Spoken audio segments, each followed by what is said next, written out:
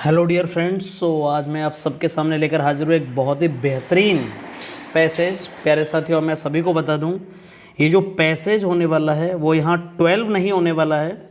सबसे पहले तो मैं आपको बता दूँ ये 17 पैसेज होने वाला है, ठीक है ना। 16 पैसेज हम लोग कर चुके हैं और ये 17 पैसेज है। टाइपिंग की गलती से 12 लिखा हुआ है, बट ये 17 पैसेज होने वाला है, ठीक है ना।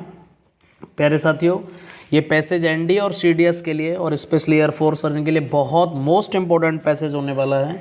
आपको ध्यान से करना होगा, एक भी क्वेश्चन आपको गलत नहीं करना होगा। आई होप मैं कोशिश करूँगा आपको बहुत बेहतर तरीके से करा पाऊँ इस पैसेज को।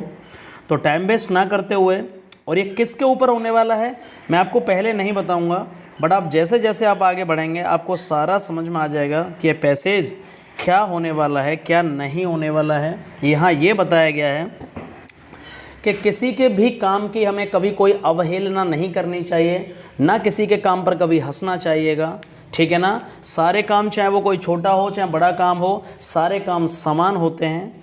तो चलिए टाइम वेस्ट ना करते हुए हम धीरे धीरे इसको पढ़ने वाले हैं प्यारे साथियों, ठीक है ना। पहले क्या होने वाला है ध्यान से देखिएगा, 17 पैसेज होने वाला है और यहाँ क्या दिया गया है, a completely uneducated farmers work. हाँ सर, एक पूरी तरह से, जो कम्प्लीटली का मतलब है प्यारे साथियों, एक पूरी तरह से अनएजुकेटेड मतलब बिना पढ़ा लिखा, अनपढ़ किसान का जो काम होता है वो भी ज़्यादा इम्पोर्टेंट है, मोर इम्पोर्टेंट देन, बजाय किसके, then that of a professor के। मतलब एक प्रोफेसर के काम से भाई एक बिना पढ़े लिखे जो अनएजुकेटेड फार्मर्स का काम है वो भी ज़्यादा इम्पोर्टेंट है। ऐसा क्यों बोला गया है?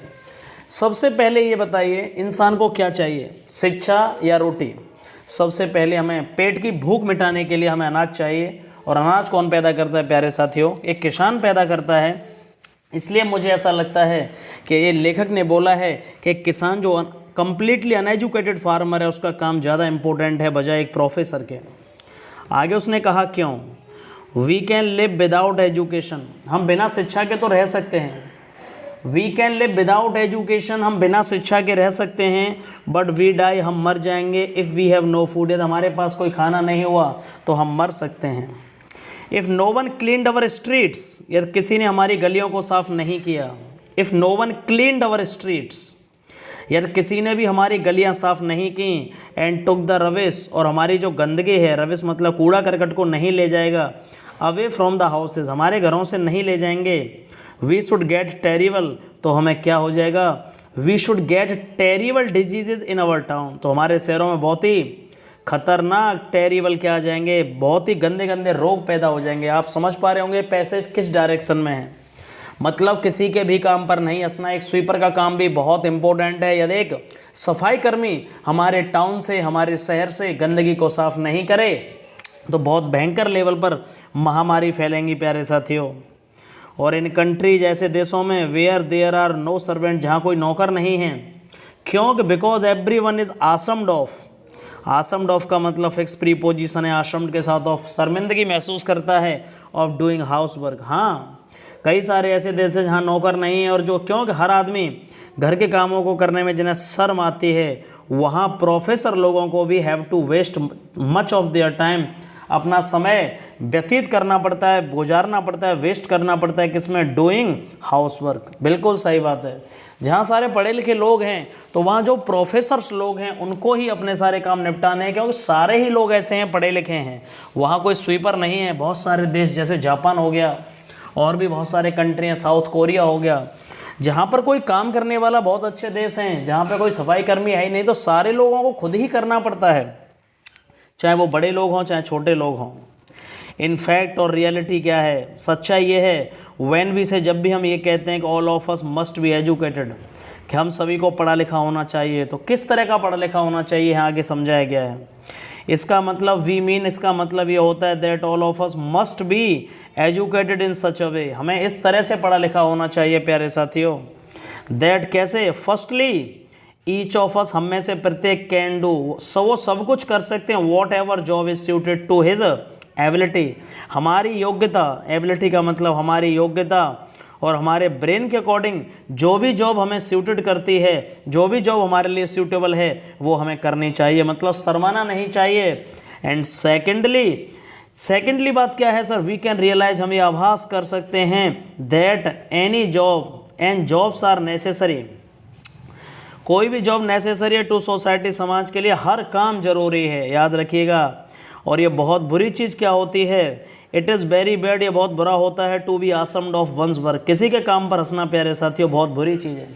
किसी के काम पर शर्मिंदगी जताना, किसी के काम पर हंसना, किसी के काम को छोटा कहना, ये बहुत गंदा चीज़ होगी। और टू स्कॉर्न या फिर किसी को डांटना या फटकारना, समवन्स एल्स, किसी को काम के लिए क्या करना, डांटना या फटकारना, किसी के काम पर हंसना, अवहेलना करना, ये बहुत बुरी बात साबित होगी।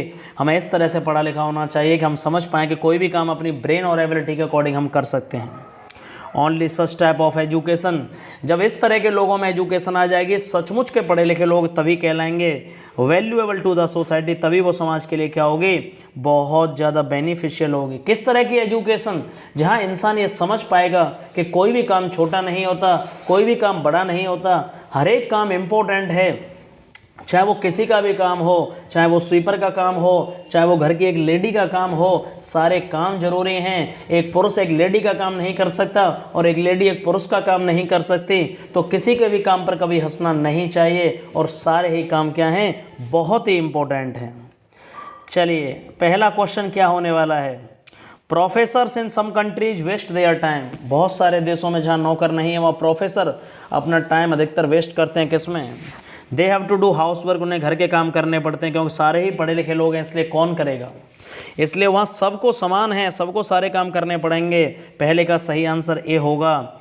And according to this passage what is very bad, बुरा क्या होता है, किसी के काम पर हंसना, शर्मिंदगी, या किसी के काम पर बहुत ही अवहेलना करना, ये दोनों ही सही हैं। तो सही आंसर क्या होगा sir, C is the right answer, क्योंकि ए ऑप्शन भी सही है और बी भी सही है। Clear sir. थर्ड क्वेश्चन क्या है, only such type of education, किस तरह की एजुकेशन हमारे समाज के लिए वैल्यूएबल हो पाएगी, मतलब किस तरह की एजुकेशन जहाँ जो हमें कुछ भी करने के लिए अनेबल बनाए, नहीं। That which enables us to scorn, जो किसी दूसरे के काम पर हंसने के लिए हमें बनाए, नहीं। दैट विच अनेबल, जो हमें बनाए टू डू एनी काम, जो कोई भी काम करने के लिए, not to hate any work, किसी के काम पर हंसना नहीं है, और कोई भी काम करने के लिए हमें एबल करे, उसे हम क्या बोलेंगे, such type of education would be very beneficial और valuable to our society. Okay, तो प्यारे साथियों, आई होप आपको ये पैसेज समझ में आया होगा। बहुत ही इंपॉर्टेंट पैसेज और बहुत अच्छा पैसेज है। आपको मैं फिर से बोल रहा हूँ, यदि आप पैसेज कर रहे हैं तो प्लीज़ गाइस आप प्रैक्टिस करनी पड़ेगी, practice makes a man perfect, ठीक है ना। और मैं फिर से आपसे बोलने वाला हूँ, आप सभी के लिए बहुत अच्छा कंटेंट्स लेकर आने वाला हूँ, ठीक है ना। पैसे से लेके वोकेबलरी से लेके डेली जीके की ट्रिक्स भी जल्दी लेके आने वाला हूँ। डेली जीके ट्रिक्स, जो क्रेजी ट्रिक्स होंगी उनको भी मैं पढ़ाने वाला हूँ, करंट अफेयर्स को। तो आप सभी चैनल को सब्सक्राइब करिए और वीडियोस को लाइक और शेयर जरूर किया करें। यदि आपको सच में पसंद आया तो एक बार कमेंट बॉक्स में जय हिंद लिखिएगा। Love you all.